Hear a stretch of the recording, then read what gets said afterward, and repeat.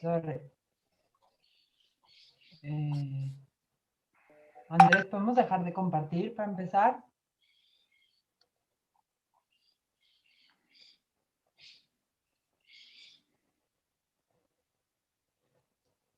Ministry of Foreign Affairs, Andrés Alamán, President of the University of Chile, Enia Vivaldi, Vice President Professor Chen Ximin from Fudan University, our flag partner, Professor Chen Tao Tao, Professor Parra, Professor Vera, Professor Bórquez, and Professor Mont. Good morning in Chile and good evening in China.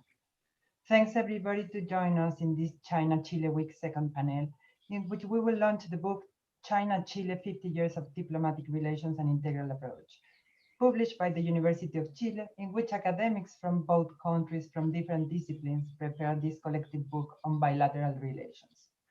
Because of time restrictions, I will give the floor to Minister Alamán, to whom I would like to express thanks for his generous contribution to the book, as well as all the authors. Please, Minister Alamán, we know we have to leave early, so the floor is yours. Muy bien, muchas gracias. Buenos días a todos en Chile, buenas noches en China, ¿no? Y quiero partir saludando al rector de la Universidad de Chile, doctor Vivaldi, al encargado de negocios de la República Popular China, consejero Su Yi, a la directora del Instituto de Estudios Internacionales de la Universidad de Chile, profesora Dorotea López, a las autoridades de la Universidad de Fudan, a los profesores y alumnos de la Universidad de Chile, a todos quienes siguen esta intervención, este evento. Y quiero partir por agradecer el esfuerzo realizado por la Universidad de Chile y por el Instituto de Estudios Internacionales para editar este libro sobre los 50 años de relaciones diplomáticas entre Chile y la República Popular China, que nos invita a evaluar los logros alcanzados durante estos años y que a la vez nos da una oportunidad para reflexionar acerca de los futuros desafíos que marcarán el vínculo bilateral. Este es un libro de gran valor, al incluir las miradas de expertos de China y de Chile sobre los grandes temas que ambos países deben abordar hacia el futuro, en un contexto internacional que nos obliga a crear espacios de colaboración para responder de forma rápida y eficiente a las transformaciones globales.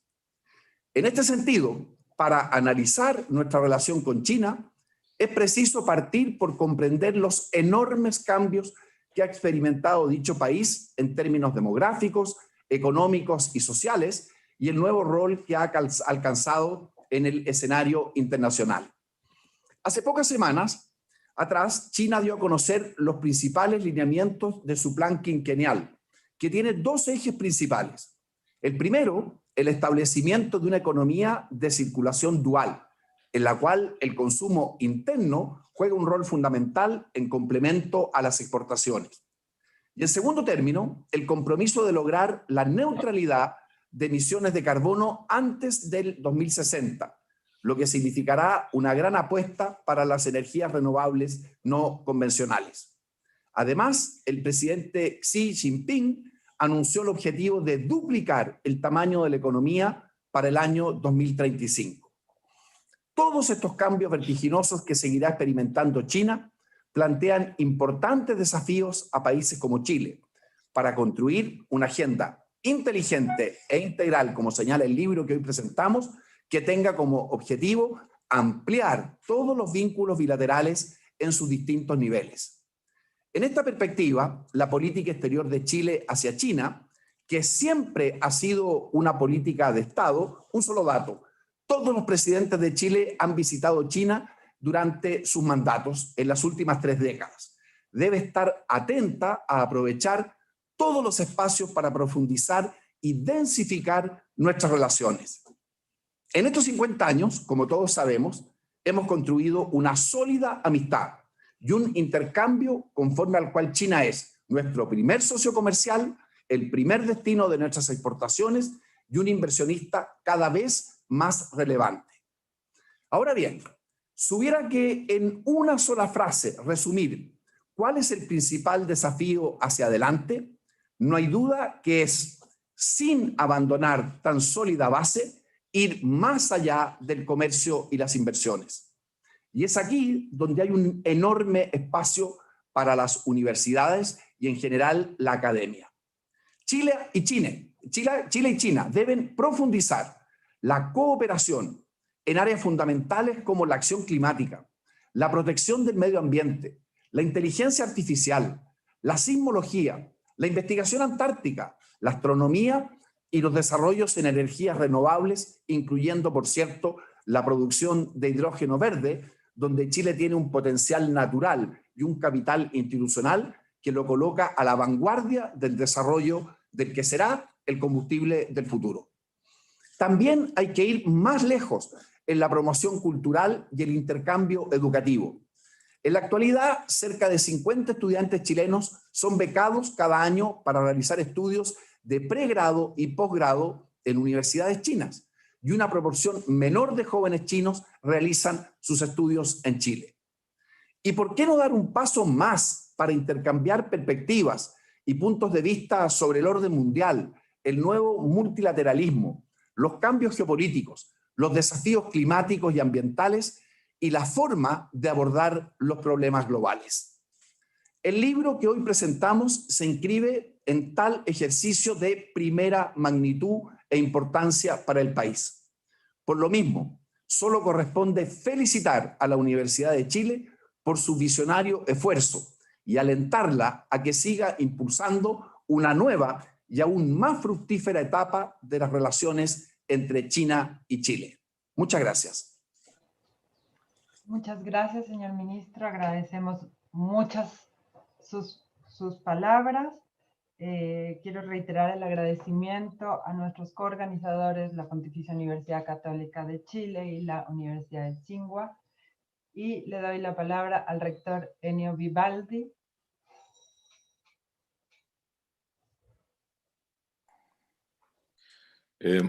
Muchísimas gracias.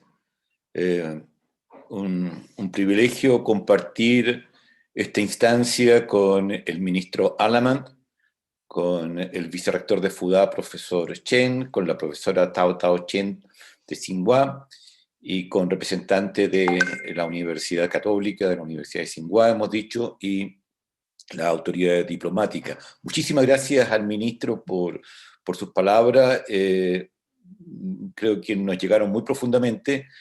Por una parte, el énfasis en que las relaciones entre países como China y Chile deben hoy día dar pasos relevantes más allá de lo que son las transacciones de comercio internacional.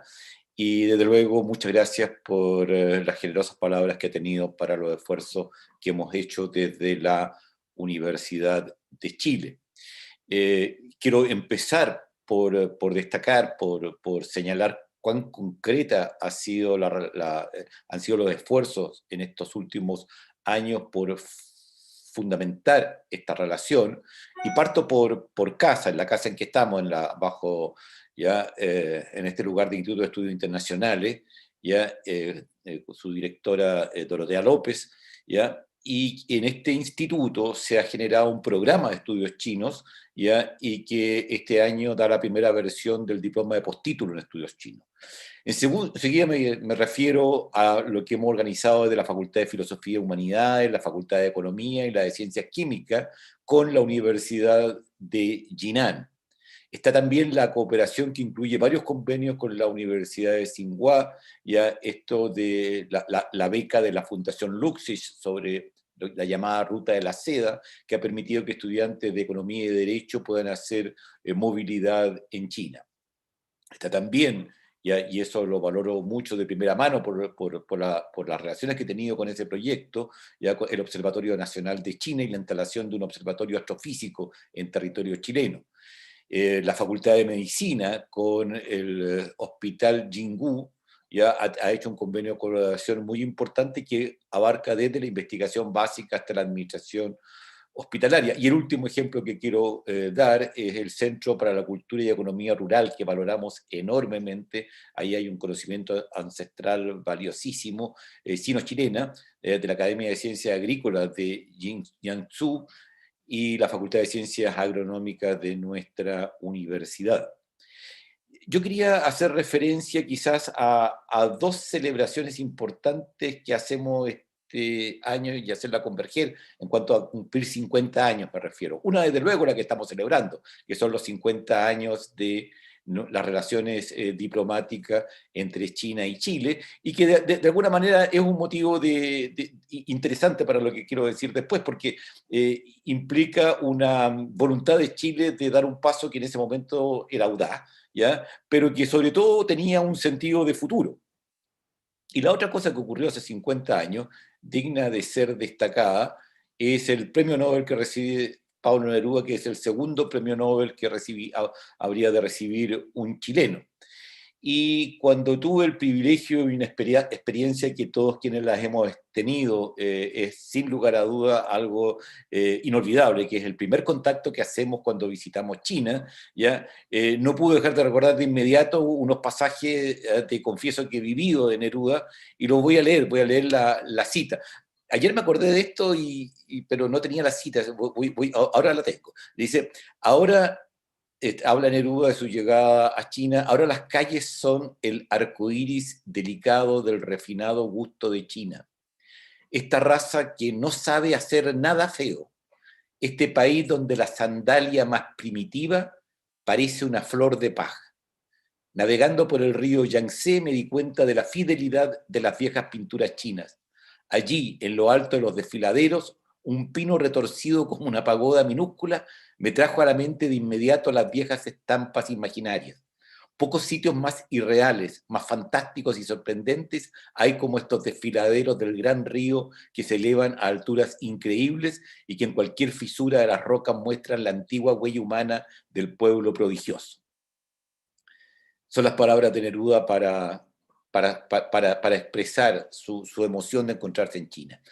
Quisiera simplemente quizás enfatizar que el futuro de esta relación, como muy bien lo decía el ministro, estamos totalmente de acuerdo con él, tiene que dar un salto mucho más amplio y generarse a nivel cultural y de desarrollo científico y tecnológico. Pero a mí me gustaría poner el énfasis en el momento en que estamos hoy día en Chile, que es un momento de profunda reflexión, es una oportunidad de repensar nuestro posicionamiento en el mundo, y desde esa perspectiva, cómo Chile ve este escenario tan distinto al de hace tan solo unas pocas décadas, ¿ya? Y que invita a una reflexión sobre cómo quiere Chile insertarse en el mundo. Y ahí hay dos cosas que sobresalen absolutamente.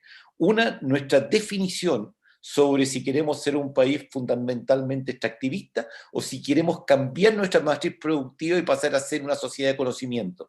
Como muy bien decía el ministro, si optamos por lo segundo, el rol de las universidades es absolutamente clave y la responsabilidad que nos cabe es enorme. El desarrollo de la ciencia y la tecnología es absolutamente imprescindible para que Chile se ubique en ese contexto distinto. Y lo otro, que ya no solamente no hay problemas locales, sino que probablemente los problemas más relevantes ya ni siquiera son de alcance nacional. Y si no entendemos que problemas como energía, agua, medio ambiente, son problemas que habremos de tratar a nivel mundial, y son problemas en los cuales la forma como conversamos con países como China es absolutamente fundamental, no vamos a estar absorbiendo esa problemática. Y respecto a eso, enfatizar una vez más algo que ha sido, creo, uno de los principales temas de debate, de reflexión en nuestra universidad en los últimos años, y es cómo pasamos de esta excelente modalidad basada en cada uno de los sectores del conocimiento, salud, derecho, humanidades, tecnología, agronomía, etcétera, cómo comenzamos una transición, ¿ya?, hacia una universidad que trata los problemas de una manera transdisciplinar, que es, como lo hemos dicho tantas veces, el principal objetivo de nuestro proyecto para el campus, el nuevo campus que tendremos en Carel.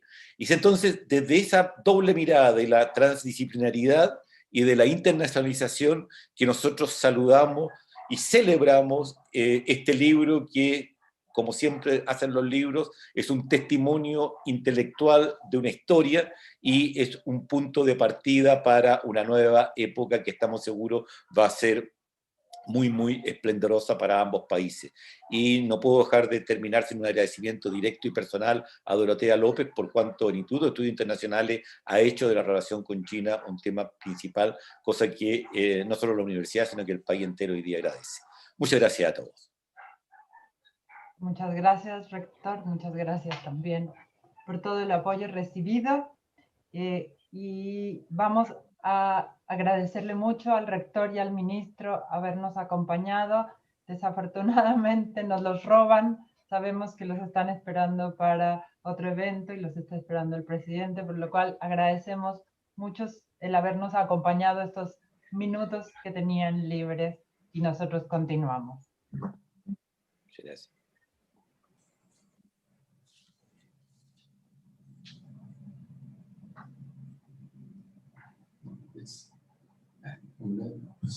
It's our turn. Okay. My turn. Ministry changed a little bit, so we are a bit confused if we have to go on in English or in Spanish, but it doesn't matter. We will go either in English or in Spanish. Sorry for that, and thanks for staying with us. Now I will give the floor to Vice President from Fudan University, Professor Chen Ximin, and I want to extend my thanks to him because Católica University and University of Chile, we are both part of a FLAU consortium that has been very important for all our links with China, and we work very hard for 2020, it was last year and the year before in order to try to do the annual conference, and Catholic University and University of Chile are still looking forward to organize it because we have all done so. Thanks for all the support and thanks for all the understanding we received from Fudan University. And Vice President, thanks to be with us here. So please, the floor is yours. Okay.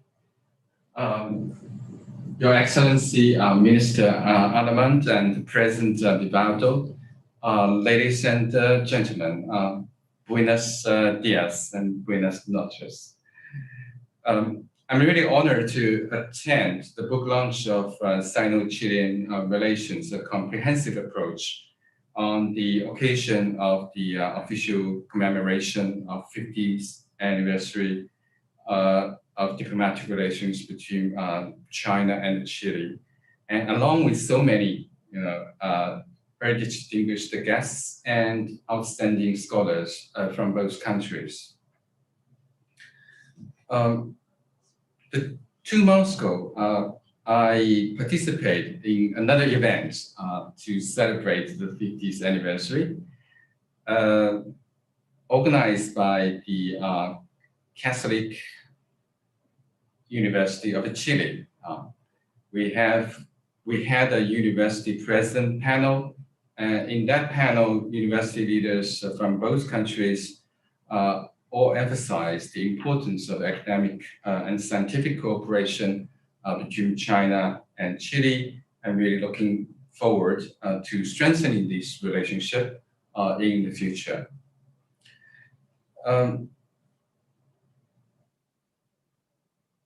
Chile as a nation signifies a poetry and a romantic utopia for the Chinese people.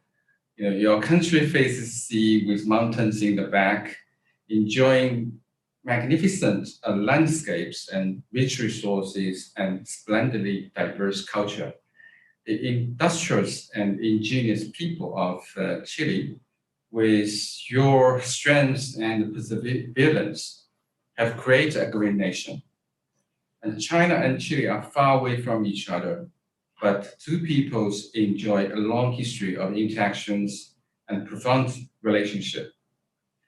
Pablo Neruda, a Nobel Prize laureate, and certainly the most famous poet in Chile and in the world, referred to China affectionately as a great nation, a great brother.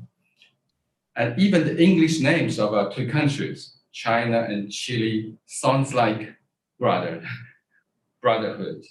relationship. Just as the ancient Chinese poem goes, being old acquaintance, regardless of the distance, being great neighbors, even thousands of miles away. The Chilean proverb also says, good friends are like stars in the sky, reflecting each other, although in the distance.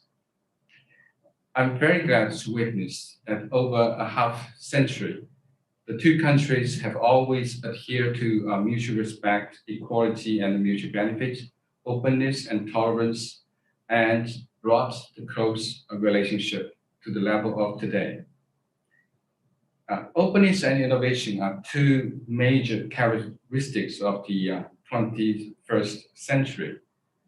All the universities have to keep up with this trend and continue to open up and innovate, bearing the greater responsibility of promoting social progress and development of human civilizations. Fudan University is striving to become a global excellent university with future-oriented research and education. Our vision for academic excellence and first-rate scholarship shall reflect upon the progress of science and technology, the enrichment of ideas and culture, and contribution to human progress. It is important that the universities shall contribute to the betterment of the country and also the world, and should promote cross-cultural exchanges between young students in China and other countries. Fudan's research on Latin America, started quite early in mainland China, and today Fudan still pioneers in international exchange between Chinese and the Latin American people and universities. In terms of the student exchange and cultivation, Fudan hosts Chilean students at all levels. I'm seeing one of them on the screen, covering majors of liberal arts, science, medicine, engineering, and furthermore, the Department of Spanish was re-established in 2017 in response to our keen interest in and also the growing significance of Latin America. The first cohort of students in our Spanish language department we're going to complete their undergraduate studies next year, and we also will start a master's degree program.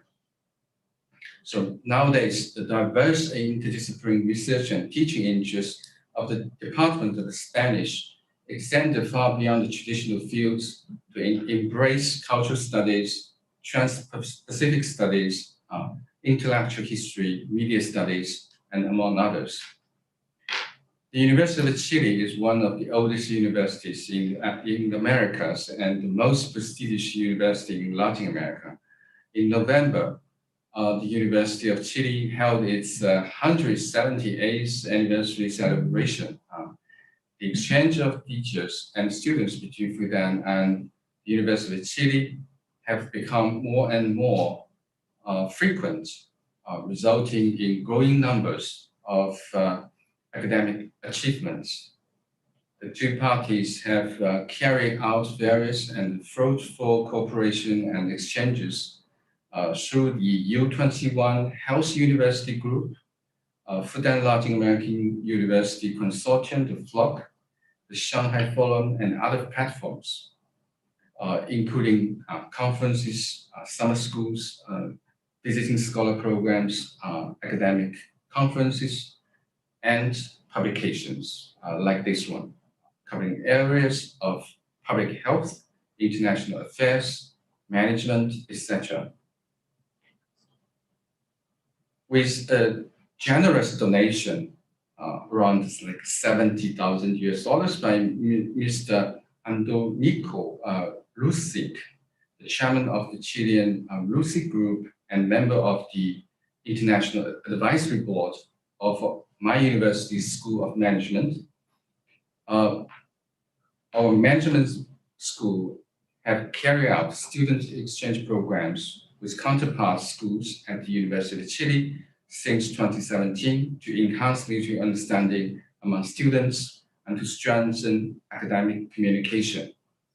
For a long time, Mr. Lusig has been providing very valuable suggestions for the development of Fudan School of Management and strive to promote cooperation between Chinese universities and South American universities.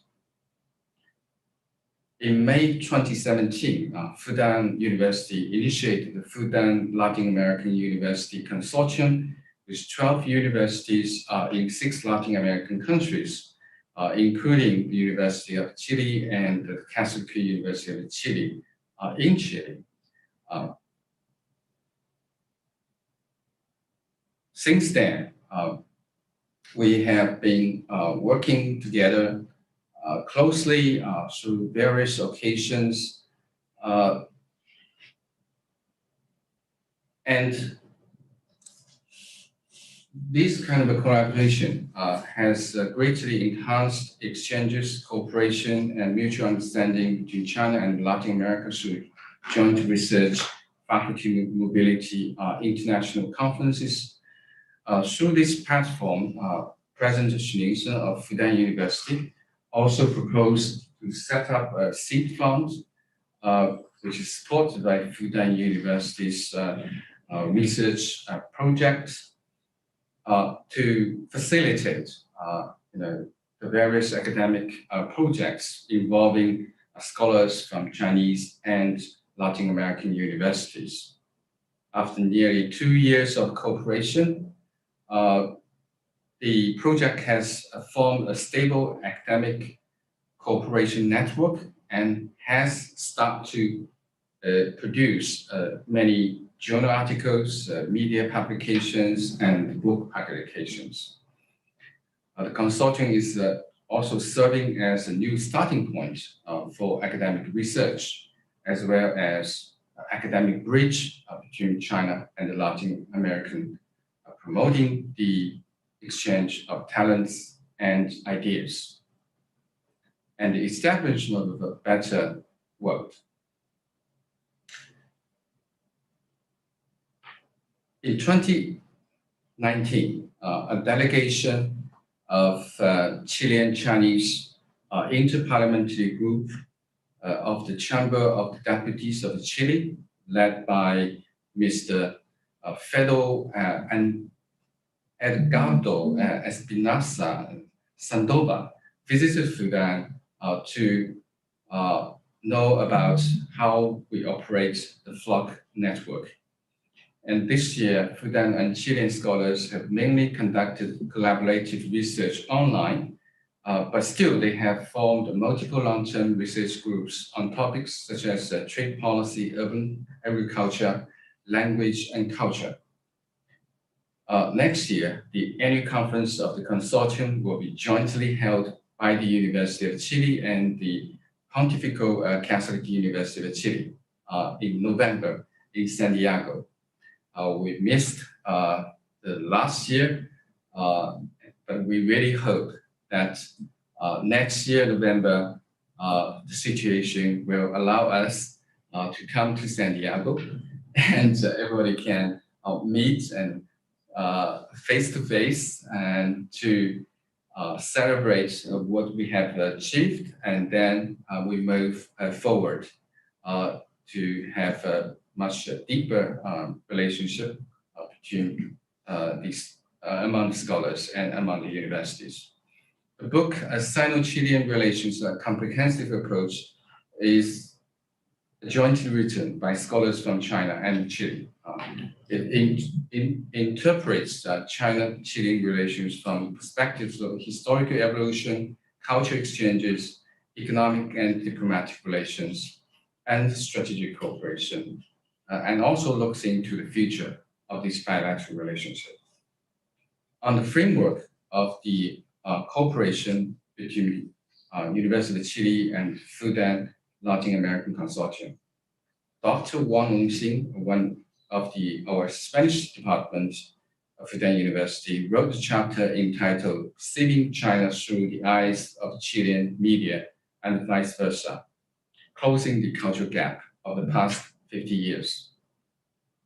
I think he did quite a good analysis about how the image of China is portrayed in the Chilean media, and how this the Chilean image is formulated in the Chinese side.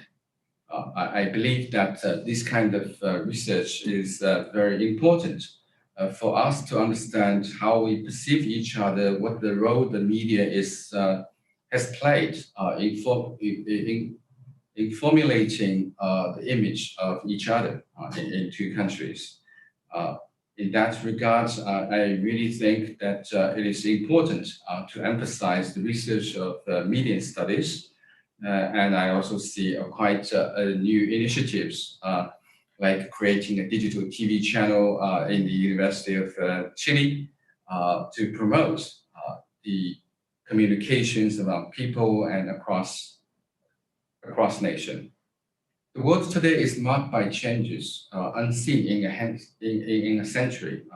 Confronted with the severe coronavirus pandemic and complex and inchangeable international situation, we really should work closely together to cope with all the risks and challenges we jointly face. And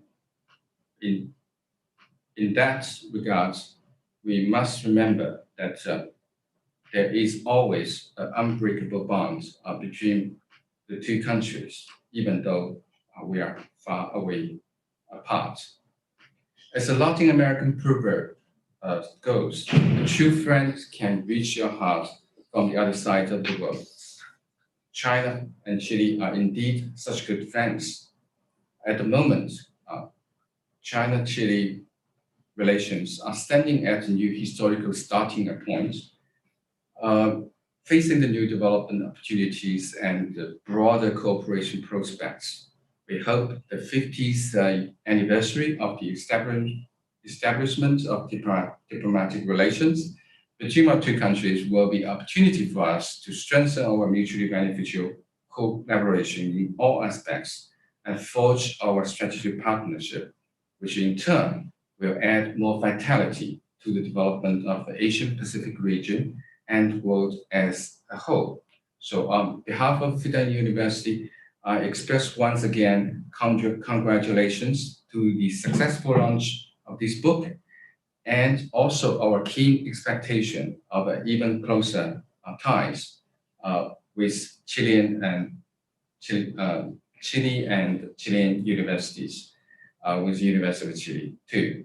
So thank you very much for your attention, and I wish everyone a very healthy and successful year of 2021. And we expect that we will come to San Diego next year. So bless you. Thank you very much. Thank you very much, Vice President. We are really looking forward to have you in November in Chile. I'm sure Dr. Johannes Renner and myself, we are really looking forward to take again all our work. And as you say, we have really close relations, and both countries in English, as you mentioned. We have to go on with our work in order to strengthen cooperation. Now I will give the floor to Professor Chen Tao Tao in order to introduce the book, one of our distinguished authors. Please, Dr. Chen Tao Tao.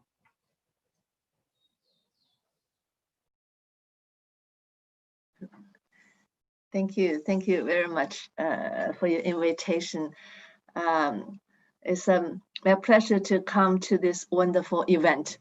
Please allow me to mention that at the very beginning, with the donation of Luxi Group, Tsinghua Latin American Center was set up at the end of 2018. Although the pandemic stopped us flying to Chile, we still can organize such a wonderful events together online. I'm so happy about this. Please give me a couple minutes to allow me to mention all the joint activities for all these days, right? Yesterday, it was the collaboration between the School of Economics and Management, Tsinghua University, and the Department of Economic, the professor in the Economic Department of Católica University. We're discussing how to improve economic development while taking control of the COVID-19, right? Today, it is the collaboration between University of Chile and Tsinghua University and other Chinese university. We're trying to summarize the achievement we got for the China-Chile relationship for the 50 years, right? And next, tomorrow, it will be a collaboration between the, between the professors of Tsinghua and Tsinghua's Alliance Chinese University and the University of Chile, University of Catholic University, and the other, their alliance universities. They are going to discussing the online education, right?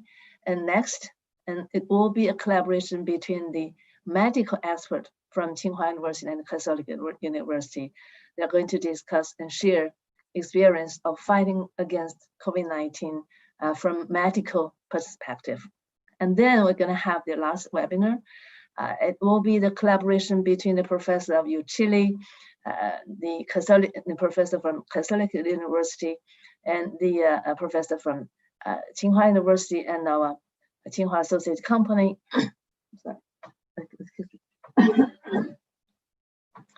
I'm discussing the engineering, Chile and engineering 2030. Actually mentioning all of this and all of this collaboration. I'm just wondering how you feel about this, right? I can tell you that I do feel excited. I do feel the strength that the collaboration of the scholars can have.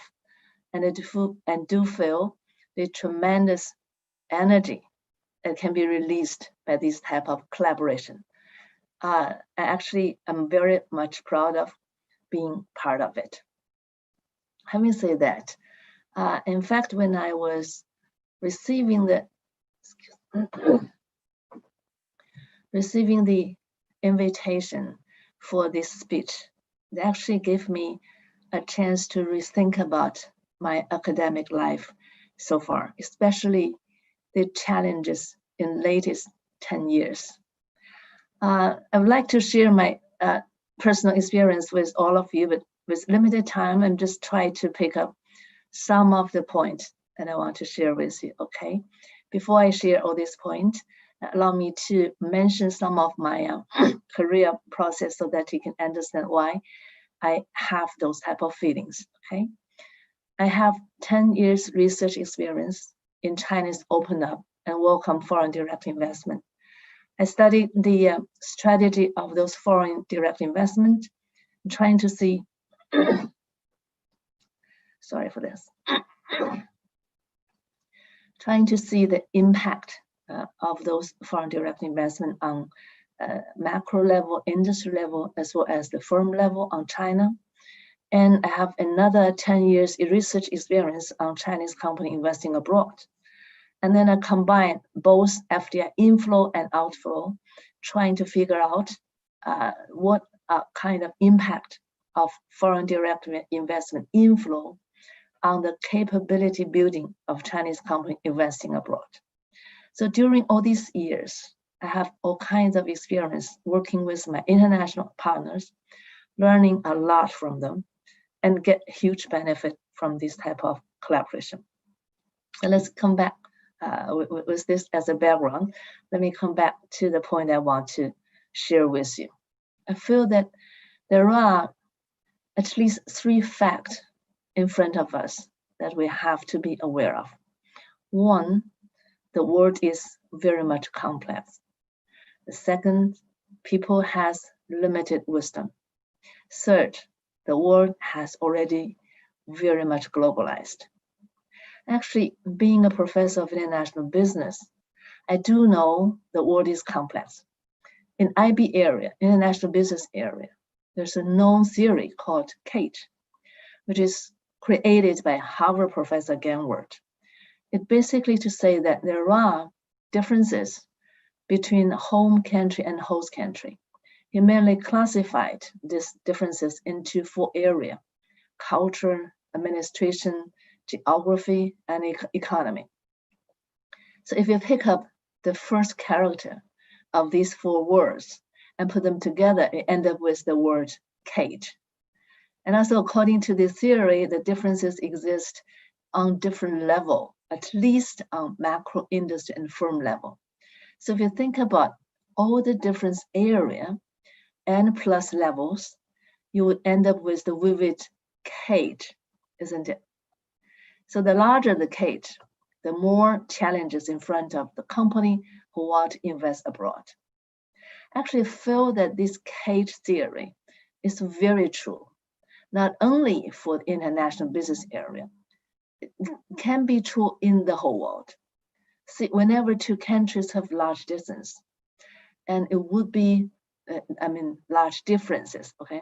It would be very difficult to understand each other, right? We have tremendous examples here, but I do not have to mention to you, right? The second fact I mentioned to you, people has limited wisdom. Why I say that? A known fact is that the people cannot live long, right? Basically can enjoy less than 100-year life. That is much shorter than the human history. Another known fact is that people live in a different part of the world. Every country, every nation has its own history. It may be very difficult for a person to get a deep understanding of the other nation. That's actually a certain fact. One more certain fact is that the information is asymmetric. In general, you can get only part of the information towards any fact, especially for international issue. So put all these facts into consideration, it will be very, very difficult for any people, no matter how smart he or she is, to understand the complete picture of a certain issue, especially an international one, right? The third fact I mentioned, the world is already being very much globalized. I think we have already, everyone here have experience of this process. I do not need to use more example, especially from the international business area, right? We do not need more example to explain that. So having said that, these 3 facts in front of us, you can imagine in a complex world with people of limited wisdom, and we're living in a globalized world, meaning that we have to interact to each other. So towards any issue, people from different countries could naturally have different opinions, isn't it? Towards any issue, countries might have naturally different interests, isn't it? So what would be the further result of all this? People could misunderstand each other naturally. Country can get into conflict naturally. So what we can do about it? Let me come back to think about our scholars. What is the nature of the career being a scholar, being a professor? To me, being a scholar or a professor is the type of career of pursuing objective truth. It is not easy to pursue objective truth, isn't it? It needs a lot of effort, but that's not enough. It also needs us to possess an honest attitude and determination not to be moved by interest. And it needs us to be open-minded and with open attitude to accept differences, right? With that in our mind, we can go further to explore the reason for those differences, right? So if you agree with me, our career have this type of characteristic. With this type of characteristic, I think it seems to me that the collaboration among scholars for different countries is easier than others because of our characteristic of the career. And it might be easier to build up trust among us and work together for big achievement. Because of the time limited, I won't give you the example. Actually, I do have beautiful example in my mind. So with this type of characteristic of the career, it seems to me that it is our responsibility to combine our knowledge and effort and to dig out more truths for this from diversified angle so that we can provide the world a rather more complete picture.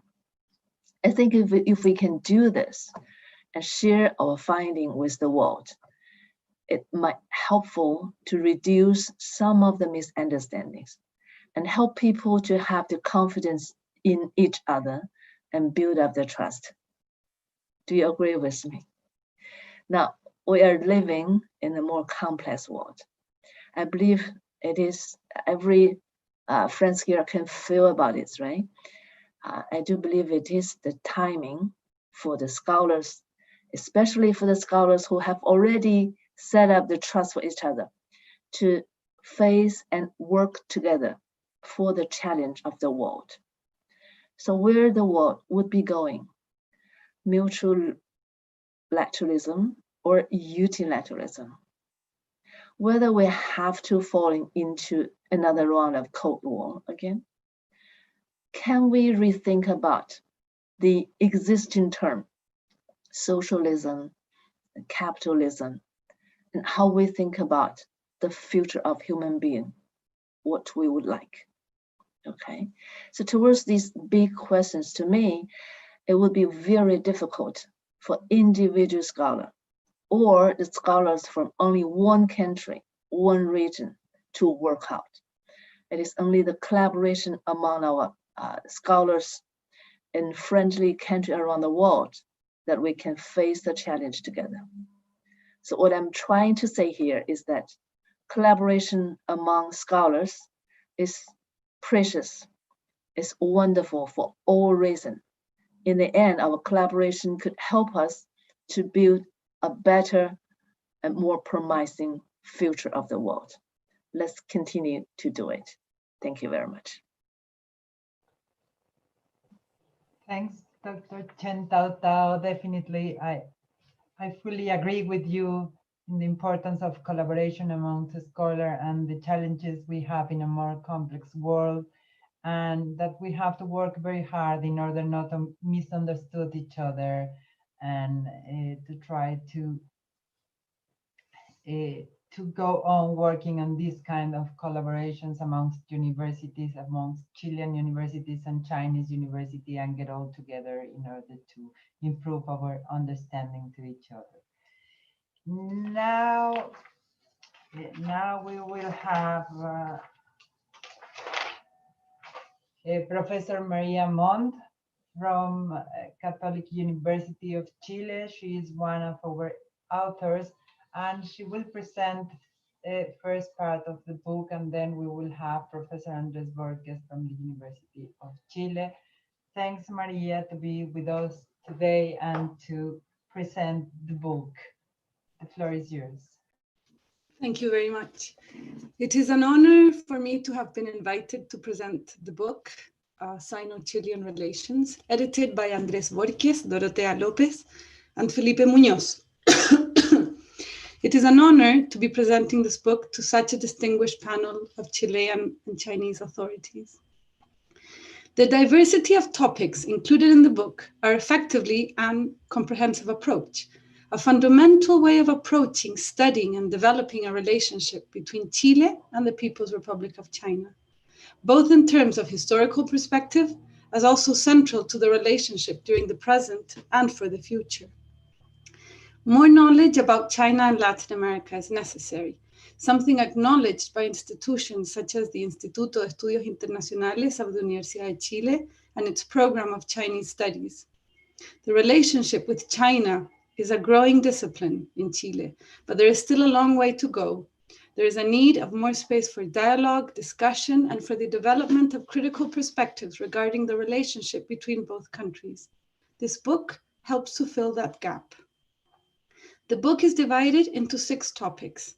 I will discuss the historical perspective, cultural relation, and diplomatic relations section, which together contribute to our understanding of the process that has led to the commemoration today, 15th of December, of 15 years since the establishment of diplomatic relations of Chile with the People's Republic of China. The first chapter is extraordinary. Written by José Miguel Vidal, it concerns the first knowledge about Chile and China. Knowledge about Latin America arrived to China through the Jesuits. Towards the 19th century, new sources of information, including Protestant missionaries, translations of Japanese geographies, and travelogues of Chinese diplomats, as well as the works of Chinese experts, contribute to the knowledge of Chile and China. This chapter reminds us of the importance of those who mediate knowledge and the importance of history and geography in long-term programs of exchange. This is also explored in the following chapter by Kung Jiang. The second chapter evaluates the triangulation in diplomatic relations between Chile, the People's Republic of China, and Taiwan during the Cold War, a time of many shifts and confrontations. As historians Chen Jian and Arne Wested have studied, the PRC was a central actor, and the establishment of diplomatic relations between the PRC and Chile had to be sorted out within the global power shifts, with many Chinese and Chilean actors playing central roles.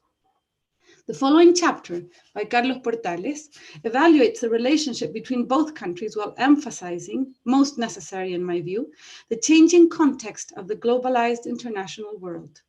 Portales reflects on this process going back to 1845 and in 1915, when a treaty was signed in London establishing diplomatic relations with China.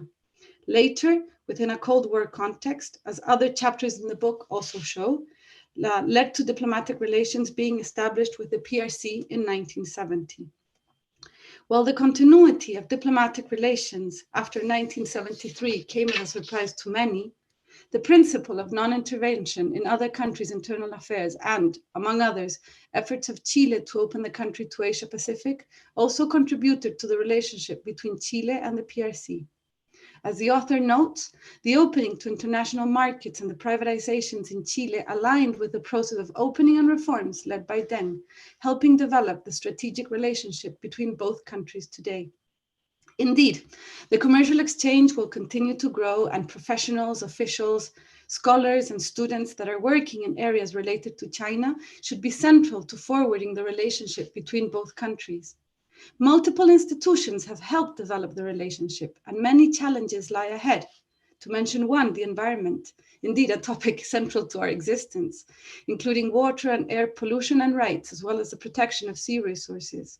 The last 50 years allow us to imagine a relationship that is built on growing mutual knowledge, the avoidance of conflict, and following both countries' principles. These 3 first chapters reveal the importance of the relationship in all its numerous aspects, within and beyond economic exchanges. This relationship develops in a broader context that considers the international background in different moments in history. This broader context must also include the arrival of Chinese persons in Chile from the 19th century under the so-called contract system to those groups of migrants that have arrived to Chile from Guangzhou and Zhejiang in the last years, and whom we find establishing businesses and engaging with local communities throughout the country, Chile. The second section of the book focuses on cultural relations. The cultural exchange has been an integral part of the relationship between Chile and China. going back to the exchange via the Manila Galleon during the times of the Spanish Empire, and later with Chile as an independent republic. After the establishment of the PRC in 1949, non-official exchanges contributed to keep channels of communication open. Institutions such as the Institute of Chile and Chinese Culture contributed to develop cultural links. This relationship that goes beyond traditional diplomatic exchange continues to these days, as we can see through the educational exchange programs or the establishment of agreements between cities. The twinning of cities also contributes to the relation between countries, as Ignacio Araya will develop in the book as well. We also see the growth of co-productions in cinema, as well as a growing number of artists working with Chile and vice versa. There is also music written by Chilean musicians for Chinese instruments, and there are ensembles of Chinese music in Chile with Chinese and Chilean members. The chapter by Wang Longxing explores the way in which Chilean media represent China, how an image of China and the Belton Road Initiative are represented. Analyzing a sample of news published in various Chilean newspapers in 2019, the chapter explores the topics that are central regarding China and Chilean media. The first conclusion reached is that the Chilean media represents China as an actor with which it shares economic and commercial interests. In second place, Wang mentions that China is perceived as a defendant of the values of multilateralism. As a third aspect, the article mentions China as an actor that confronts the US. Within the Sino-US commercial war, Chile, the article states, sees China as an opportunity, in the sense of becoming the door of entrance for China in Latin America. This study complements other studies on the representation of China in Latin American media, or other ways that evaluate the ways in which China has been depicted during the COVID-19 pandemic. Like the text of Vidal, this chapter makes us consider what ideas about Chile there are in China today, and vice versa, just like Dr. Chen mentioned. The first section of the book that I will refer to are diplomatic relations. In this section, Ignacio Araya explores the subnational level actors, exploring the relationship between Chinese provinces and Chilean cities and regions, where cities and states become global players. He highlights the case of the region of Biobío, which has signed the most agreements with Chinese cities, with educational and commercial missions, official declarations, among others. This area seems most promising. The relationship between cities and provinces and regions seems to be one of the aspects that one should focus on. These become spaces of dialogue, developing at the local level, and, as Ignacio Araya stresses, centered around people. These relationships that extend to the central level lead us to reflect if this may be one of the ways we should be focusing on. The final chapter I will discuss is written by He Shuangrong and Wang Yuxin, and discusses the model of cooperation within the Belton Road Initiative between Chile and China. This chapter highlights the way in which both countries have managed a system of cooperation that benefits both countries and can be potentially considered a model for BRI in Latin America. The authors highlight some specific aspects: solid long-term relations between both countries, that the BRI will contribute to the quality and efficiency of Chilean-Chinese cooperation, and that Chile and China have complementariness within the BRI project. They then suggest, among others, that both countries must develop a plan and innovate in mechanisms for cooperation, that platforms for cooperation must be developed. All these texts point towards the importance of relationships between people, as well as the importance of exchange and mutual knowledge for successful relations between countries and organizations. Indeed, many figures have been central to the relationship with China. Here I mentioned, just as examples, Francisco Rivas Vicuña, who was in Shanghai in the 1920s, and Olga Poblete de Espinosa, professor of history at the Universidad de Chile, whom was, among many extraordinary things, one of the first Chilean women to travel to the People's Republic of China. The relationship between Chile and China is a long one, and it is full of details that, beyond the great numbers of economic exchange, remind us that this is a relationship between countries and that countries are made of people. An example, in November 2005, the Chinese ambassador to Chile, Li Changhua, also a contributor in this book, gifted in the name of the PRC 60 last generation computers to schools in Chonchi, Ancud, and Kemchi in the island of Chiloé. It is these gestures that continue to build relationships at the local level, and from the local level to a national and global level. In these times, we must turn to our local and global and international communities to find ways to work together. All the chapters I review here come together at one point: the importance of keeping open channels of communication. This dialogue has characterized the relations during the past and should continue to do so in the future. And even if I am being repetitive, more knowledge contributes to dialogue and helps communication. This book will surely be of interest and use for those working on the relationship between Chile and China. Aware of the complexities that all relationships bring, the multiple perspectives presented in this book allow the reader to understand the diverse elements, challenges, and opportunities that characterize Chile and Chinese relations. I recommend this book to all those interested in the relationship between both countries, historically and looking towards the future. I highlight the diversity of authors in the book, developing a binational dialogue, allowing for contrast between diverse views and with the collaboration of different institutions, scholars, and people. I thank and congratulate the editors for their work. Let us hope for a translation into English and Chinese in the near future. Thank you very much. Thanks, Professor Mont. I'm sure with your excellent presentation will incentive the people to read the book. And it's very important what you said to us, that the importance of keeping open the channels and the relevance to try to understand, as Professor Chen Tao mentioned, the diverse elements and opportunities that characterize our relation.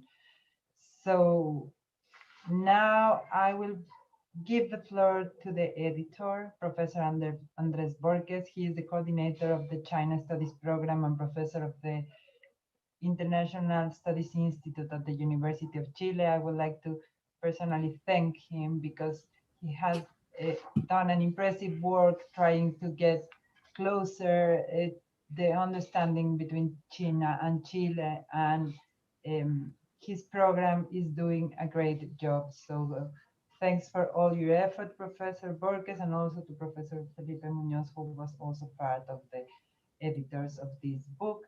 And you have the floor. Thank you, Professor Dorotea. Good morning, everyone.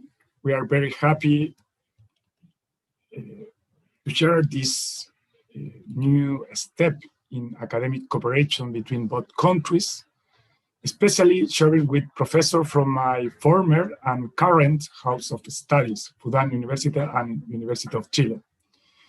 This morning, I will make brief comments on three sections of the book: economic relations section, strategic relations section, and new avenues.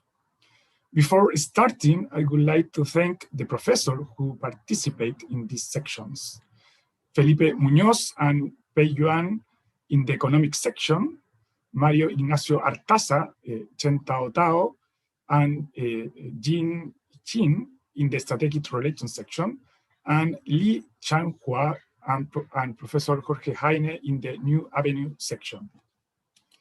So this book is a remarkable example of how Chinese and Chilean academics have created networks of research collaboration. Many of the authors in this volume have a mixed academic expertise, involving Chinese scholars with focus on Chilean or Latin America studies, and vice versa for Chilean scholars. The outcome here is a carefully edited volume that tries to look behind the diplomatic relations.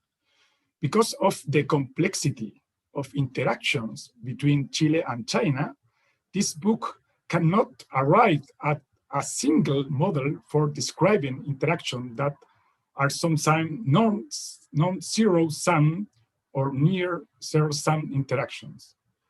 Therefore, the book refers to an engagement that is complicated as well as comprehensive and opportunity, involving a convergence of interests among the stakeholders facing growing interdependence. The chapter on trade relations from Professor Felipe Muñoz is about fruitful commercial exchange. After the signing of the FTA, commercial exchange have multiplied 5 times. This sounds like excellent news. It's excellent news. But a deeper analysis show an increase in economic dependence. Exports are concentrated in few products and players. The other highlight that this is more than a threat. It's as an opportunity for Chile to learn to diversify its export basket to China. A similar logic is observed in the chapter on investment, which since 2018 marks a turning point in the presence of Chinese investors in Chile. Chile did not participate in the first Chinese investment boom in the region from 2005 to 2016, but in the second wave of investment, China is interested in business related to infrastructure, connectivity, and energy sector. In these areas, Chile is an attractive market. China is moving closer to bidding and improving its position by buying energy companies. The investment had been good news for Chile. However, they don't add value to the local industry. So this is a challenge. Now, in the strategic relationship section, a similar dynamic is observed. Strategically, there is not direct base for tension between China and Chile. The two countries do not share a common border or compete for territory. However, there are differences in the political system. But both chapters in the section propose respect for differences as mechanisms for integration, and that agendas towards the idea of strategic partnership have to focus on communalities. Specifically, Professor Tao Chen chapters is highlighted that based on the development of economic and trade relations, bilateral relations have been improved and an important consensus has been formed in many fields. Mario Ignacia Artaza chapters claims that a strategic partnership should focus on solving common problems under the framework of non-traditional security issues. The global environment represents a key subject of international relations, and one of which Chilean and Chinese interests could easily meet. Natural disaster management, efficient water management, and the development of green energy are other topics with common interest. All these serious matters cannot be solved in a short period of time. Nevertheless, both countries can cooperate to meet this challenge together. The last section of the book emphasizes the challenge of relations between both countries. Specifically, there are 2 chapters written by former ambassador, Ambassador Jorge Jaime and Ambassador Li Changhua.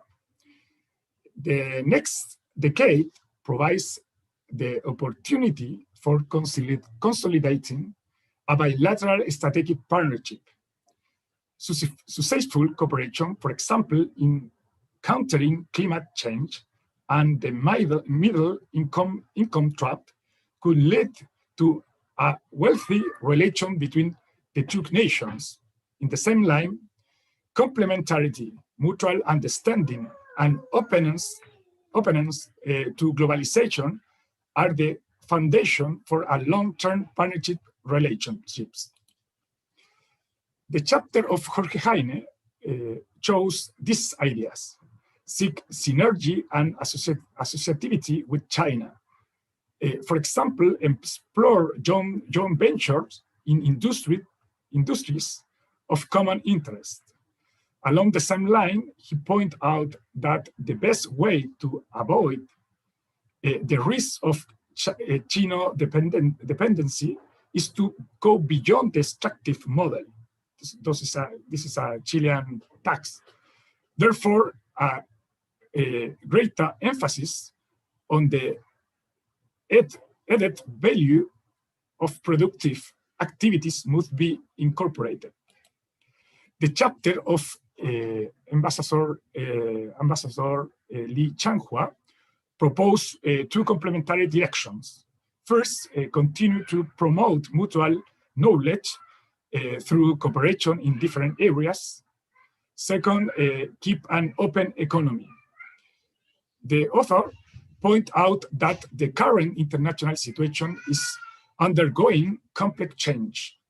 However, Li suggests to continue open at bilateral and multilateral level. In this sense, Li explained both countries can promote the joint construction of Belt and Road Initiative in South America. In conclusion, it is observed that the economic and commercial relationship between Chile and China are on a good way. The mutual economic dependency will provide both sides with powerful incentive to develop good overall relations. In fact, there is still room for future growth and collaboration. However, to develop a strategic partnership will be conditioned by bilateral and systemic factors. Bilaterally, mutual trust is a precondition for a strategic partnership. So we need to work more in this point. Internationally, it is important to keep the economy open and to respect multilateralisms. In this context, the academic cooperation of our book contributes to mutual understanding between both countries. Thank you very much for your attention. Thanks, Professor Bórquez. We will have a seminar in January where all the authors will deep in their chapters, so we invite all of you to participate in January. And now I would like to ask Professor Lilian Ferrer, the Vice President of International Affairs of Católica University of Chile, to address some work. So, thanks, Professor Ferrer. Thank you, Dorotea, and thank you so much for all the authors, all the authorities that are here with us today. It has really been a pleasure to participate in and getting to know in more detail about the book. I think that this is an initiative that I congratulate the University of Chile, particularly, and also the contributions of Tsinghua, and also I know that our university made a contribution with the chapter through Diamond and other authors. But I think that this is one example of international collaboration that it's really, really a good thing to have while celebrating 50 years of collaboration between our countries. So honestly, I think this is a very, I was trying to think of the word in English, in Spanish, gratificante. So it feels really good to see examples like this. And I really look forward that we keep working together between the three universities and incorporating other universities like University of Fudan and other universities. I think that between the two countries, and why not maybe in the future other countries, keep collaborating and writing together. That's always, as Rector from Universidad de Chile recall the words of Pablo Neruda. I think that when you keep things in writing, it's always a good way to establish partnerships and leaving a legacy for the people and showing the collaboration and all the joint work that we have. So thank you so much, Professor Tao Tao, Professor Vera, and of course, all the authorities and everybody who is here today. It has been really a pleasure. And again, I congratulate this initiative and particularly the authors. Thank you very much.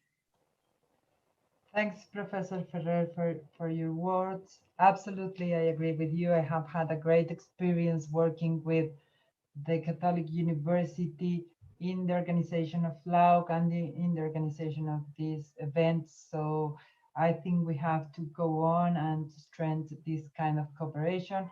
I also would like to thank Ambassador Reyes Mata, who is participating, congratulating Dr. Chen Tao Tao for his words, and one of his students, that her student that is also writing, and I have to translate it in the Google Translator to understand that he's congratulating you for your words. And also Cruzando el Pacífico, our partner who has also write to us, and Professor Vera and Professor Ferrer and their teams for a great organization of this China-Chile week. And now I will give the floor to Professor Vera to close the event. Thank you very much, Dorotea. And I would like to add some words to reinforce what has been already said by our academic authorities, by our political authorities. It's of utmost importance that we strengthen the academic relation between China and Chile.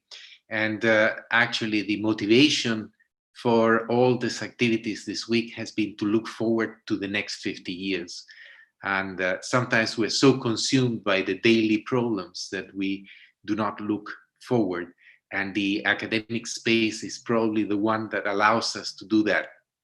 Actually, as Dorotea mentioned, last year we were hoping to be the host of the APRU APEC meeting, and we were also going to have another meeting, other international meetings in Chile that were canceled, first because of the social unrest, and second because of the pandemic. So this year has been completely out of our design. I mean, completely as uncertainty. We need to think about the future with the uncertainty of the present. And we have been able to do so. Actually, this year we were hoping to have the first China-Chile academic forum, and that we were hoping that our Chinese friends from Tsinghua, Fudan, and other universities would come to Chile and we would meet face to face. That plan continues. Of course, we will do it after the pandemic is over. And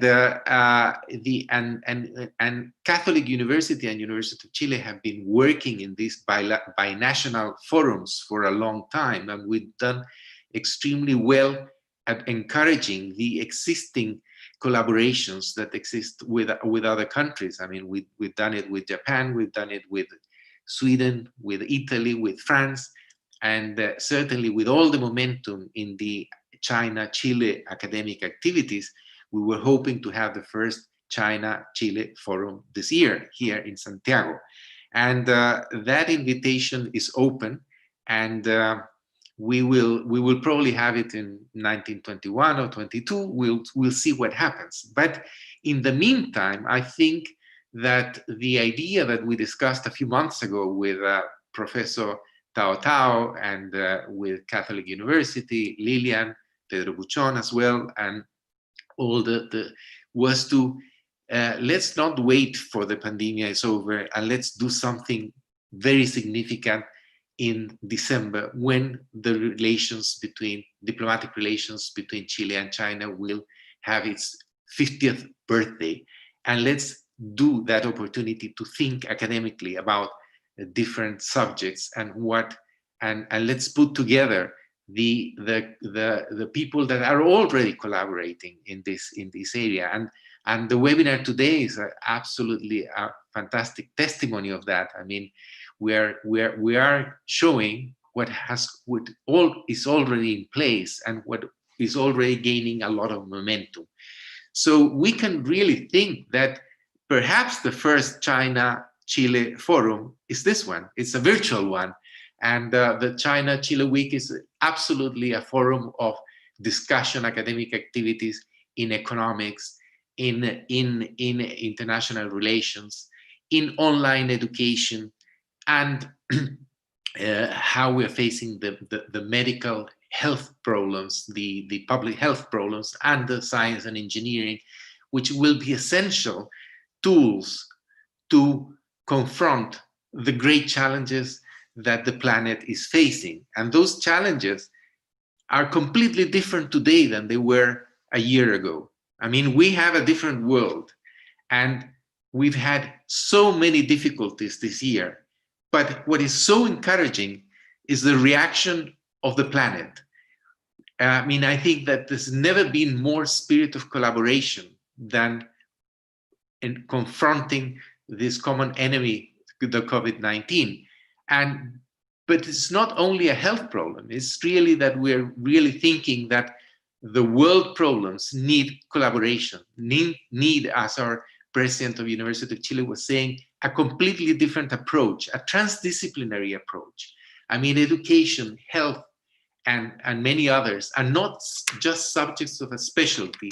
They are subjects that need a very diverse view. And that means transdisciplinarity, but it also means cultural diversity, social diversity. We need different looks to be able to face these big challenges. And so I think that we're heading to a very exciting week, and it's already, the first two webinars have been a tremendous success, and I'm really, really very glad and happy about that.